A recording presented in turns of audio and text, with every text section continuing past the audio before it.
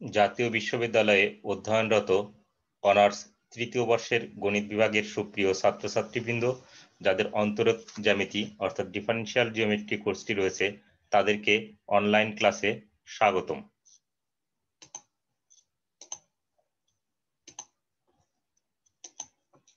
Honours third year, differential geometry, দ্বিতীয় অধ্যায়, স্পেসে বক্ররেখাসমূহ, লেকচার 17। আমার পরিচয় Gautam Kumar Saha, assistant professor, department of mathematics, 27th BCS। চলো ক্লাস শুরু করি। উদাহরণ 40, দেখাও যে involuted torsion I equal to kappa torsion dash minus torsion kappa dash divided by kappa into C minus S into kappa square plus torsion square. তাহলে এটি অনেকটা আগের দিনের প্রবলেমের সাথে মিল আছে। তোমরা আগের দিন পূর্ববর্তী লেকচারটি যদি ভালো করে দেখে থাকো তাহলে এটি আরো তোমাদের জন্য সহজ লাগবে। আমরা জানি ইনভলিউটের সমীকরণ Ri সমান R plus C minus S into T. এটির উভয় পক্ষে যদি আমরা DDS প্রয়োগ করি, অর্থাৎ S এর সাপেক্ষে অন্তরীকরণ করতে চাই, তাহলে দেখো কি দাঁড়ায়, DRI DSI into DSI DS। অর্থাৎ বাম পাশে আমরা পার্শিয়াল করলাম আর ডান পাশে R কে S এর সাপেক্ষে অন্তরীকরণ করলে R dash C minus S into T. এটি কি ইউভির সূত্র, C মাইনাস S ইউ আর টিটা হচ্ছে V. C minus S fix, T কে S এর সাপেক্ষে অন্তরীকরণ করলে টি ড্যাশ যোগ T fixed C minus S, এটিকে S এর সাপেক্ষে অন্তরীকরণ করলে মাইনাস 1। C ধ্রুবক মাইনাস S এর সাপেক্ষে অন্তরীকরণ করলে মাইনাস 1। তোমরা আবার জানো কি DRI DSI, এটি হচ্ছে RI ড্যাশ। তাহলে আবার R ড্যাশ সমান কত জানো, টি। সেট ফ্রেনেট ফর্মুলা থেকে টি ড্যাশ সমান কত, কাপ্পা n, আর টি ইন্টু মাইনাস 1 মাইনাস টি। এখন এই মাইনাস টি আর প্লাস টি কাটাকাটি যায়, আর R ড্যাশ সমান আবার তোমরা কি জানো, টি আই। RI ড্যাশ সমান টি আই, যেহেতু R ড্যাশ সমান টি তাহলে RI ড্যাশ সমান টি আই। তাহলে এখান থেকে এটিকে আমরা সমীকরণ 1 হিসেবে অভিহিত করলাম। যেহেতু স্লাইড চেঞ্জ হয়ে গেছে আমি এই পাশে একটু লিখে নিয়েছি। উভয় পাশে পরম মান নিতে চাই, অর্থাৎ মান নিতে চাই টিআই ইনভলিউটেড টরশন, তাহলে মান 1, বাম পাশে থাকে ডিএসআই ডিএস, মান তুলে দিলে, আর এই পাশে নরমাল একক বিলম্ব ভেক্টর 1, তাহলে এখানে থাকে C minus S into kappa. এটিকে আমরা ধরলাম সমীকরণ 2। সমীকরণ 1 হতে, সমীকরণ 1 এ মূলত আমরা যে ডিএসআই ডিএস, এই যে এখানে কত পেয়েছি C minus S into kappa, এই মানটি বসিয়ে দিতে চাই। তারপর উভয় পক্ষ থেকে C minus S into kappa বাদ দিয়ে দিতে চাই। যেহেতু গুণ আকারে আছে তাহলে টিআই সমান কত পেলাম, n। টিআই সমান n, এটি হচ্ছে আমাদের সমীকরণ 3। নেক্সট সমীকরণ 3 এর উভয় পক্ষে যদি DDS প্রয়োগ করি, অর্থাৎ উভয় পক্ষকে S এর সাপেক্ষে অন্তরীকরণ করি, আমরা বাম পাশ সবসময় জন্য পার্শিয়াল করি, তাহলে পার্শিয়ালি করব। দেখো এটিকে অন্তরীকরণ করলে কত হয়েছে, DTI DSI into DSI DS, আর n কে S এর সাপেক্ষে অন্তরীকরণ করলে n ড্যাশ। যেহেতু স্লাইড চেঞ্জ হয়েছে আমি বক্স আকারে নিয়ে আসছি, তোমাদের আর আনতে হবে না। এখন DTI DSI এটি সমান আবার কত, TI ড্যাশ, আর স্ট্রেট ফ্রেনেট ফর্মুলায় n ড্যাশ সমান তোমরা কত জানো, torsion B minus kappa T. আবার TI ড্যাশ, এটি স্ট্রেট ফ্রেনেট ফর্মুলায় TI dash kappa I N I, কারণ টি ড্যাশ সমান কাপ্পা এন, তাহলে TI dash kappa I N I. এখন আমরা এখান থেকে ডিএসআই ডিএস এর মান বসে দিলাম। ডিএসআই ডিএস এর মান সমীকরণ কত ছিল, 2 এ কত ছিল, C minus S into kappa. তাহলে এটিকে ধরলাম সমীকরণ 4। সমীকরণ 4, এই যে সমীকরণ 2 এ তোমরা একটু দেখো, তোমাদের লিখতে হবে না, তোমাদের খাতায় আছে। দেখো ডিএসআই ডিএস সমান কত, C minus S into kappa. তাহলে এই মানটা আমরা এখানে বসিয়ে দিয়েছি জাস্ট। এখন আমি সমীকরণ 3 4 একটু পাশাপাশি নিয়ে আসছি, তোমাদেরকে আনতে হবে না, খাতায় আছে। তারপরে যদি কেউ নিয়ে আসে ডট ক্রস গুণন করতে চাও, সমীকরণ 3 এবং 4 ক্রস গুণন করে পাই। ক্রস গুণন, তাহলে তোমরা ক্রস গুণনটা তোমাদের সাথে যদি আমি একটু বোর্ডে শেয়ার করি, বাম পাশের সাথে ক্রস গুণন হবে, ডান পাশের সাথে ক্রস গুণন হবে। তাহলে আমাদের কত আছে টিআই, সমীকরণ 3 আছে কত টিআই সমান, আমি এটা একটু বড় করে নিই, সমীকরণ 3 আছে টিআই সমান এন, এটি আছে আমাদের 3 নম্বর সমীকরণ। আর সমীকরণ 4 কি আছে kappa I C minus S into kappa BI, kappa I N I C minus S into kappa সমান কত আছে torsion B minus kappa T, torsion B minus kappa T, এটি আছে সমীকরণ 4 এ। 3 এবং 4 ক্রস মাল্টিপ্লিকেশন করতে চাই, তাহলে একটু দেখো ক্রস মাল্টিপ্লিকেশনের ক্ষেত্রে আমরা যদি এটিকে normal tangent binormal, normal tangent binormal, তাহলে TI cross NI, TI cross NI ঘড়ির কাঁটার বিপরীতে ঘুরছে, টিআই ক্রস এনআই, তাহলে বিআই, টিআই ক্রস এনআই বিআই, এই জন্য এখানে লেখা হয়েছে কাপ্পা আই, আর এগুলো তো scalar, kappa I into C minus S kappa, এটা হচ্ছে স্কেলার বি আই।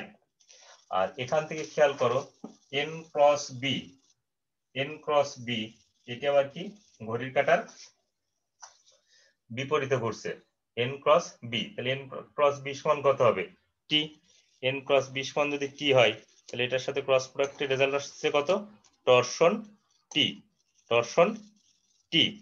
আবার কত আছে এন ক্রস টি, এন ক্রস টি এটি কি ঘড়ির কাঁটার দিকে, তাহলে চিহ্নের পরিবর্তন হবে, চিহ্নের পরিবর্তন হলে এখানে মাইনাসের পরিবর্তে কত হয়ে যাবে প্লাস হয়ে যাবে, তাহলে plus kappa B, plus kappa B. আমার মনে হয় তোমরা বুঝতে পেরেছো, তারপরে যদি বুঝতে সমস্যা হয় তোমরা 2-3 বার একটু এই ক্রস মাল্টিপ্লিকেশনটা দেখবে।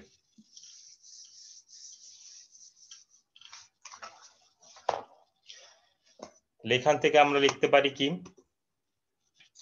এস এর সাপেক্ষে অন্তরীকরণ করে, এস এর সাপেক্ষে অন্তরীকরণ করব, এস এর সাপেক্ষে অন্তরীকরণ করলে কি হয় একটু খেয়াল করো, এটি সহজ প্রবলেম, একটু আন্তরিকতার সাথে দেখো।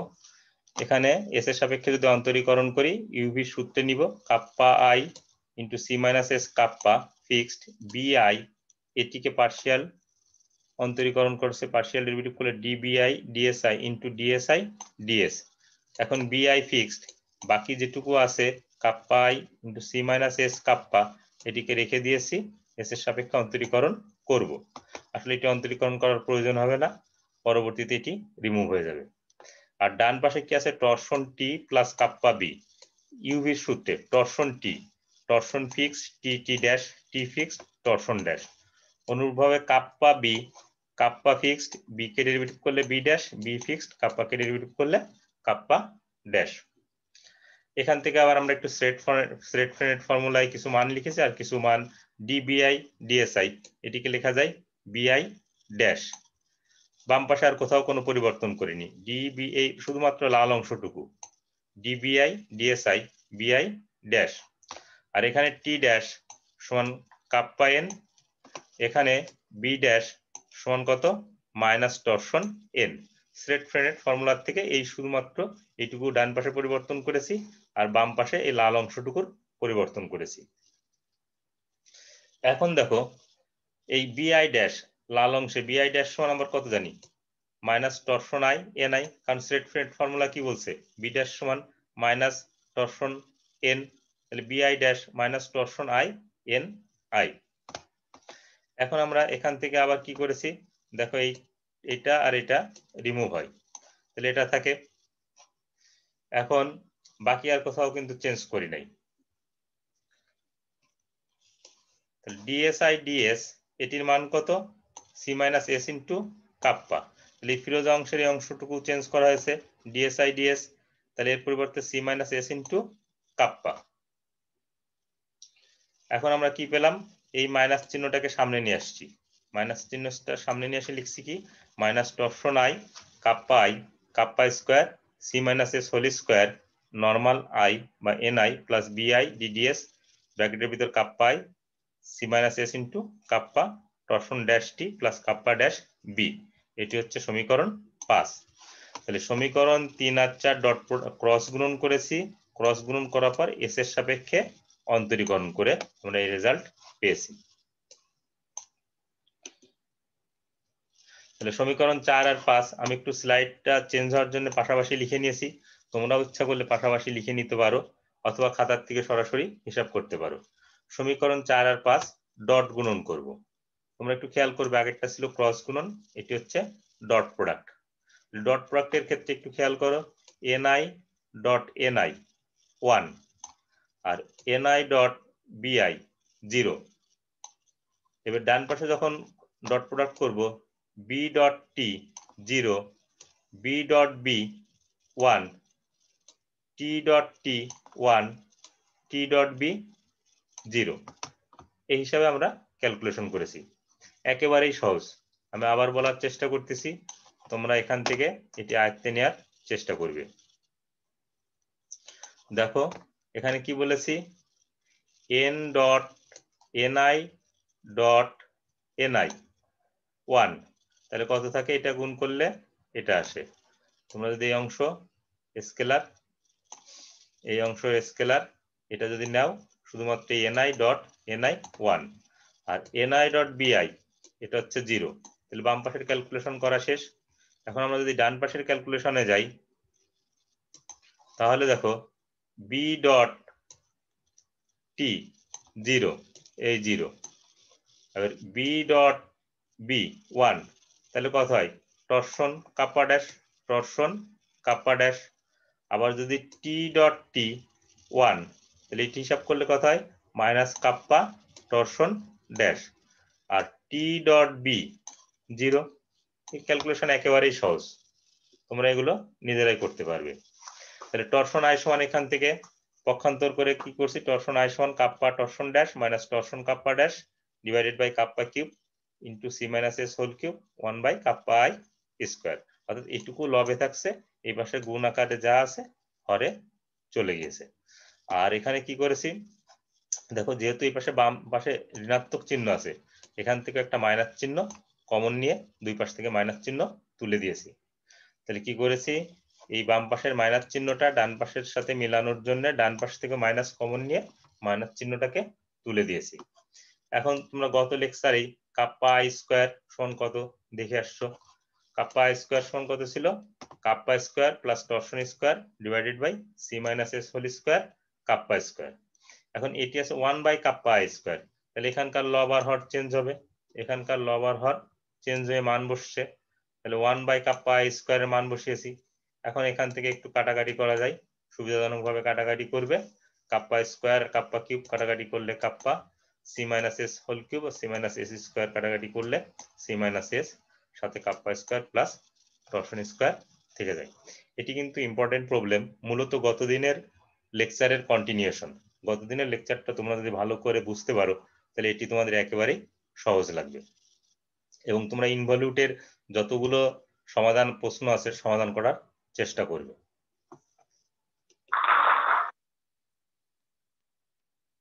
তাহলে অনলাইন ক্লাসে এতক্ষণ যুক্ত থাকার জন্য তোমাদেরকে ধন্যবাদ জ্ঞাপন করছি এবং একই সাথে তোমাদের সুস্বাস্থ্য ও সুন্দর এবং দীর্ঘায়ু জীবন কামনা করে এখানে লেকচার শেষ করতে চাচ্ছি।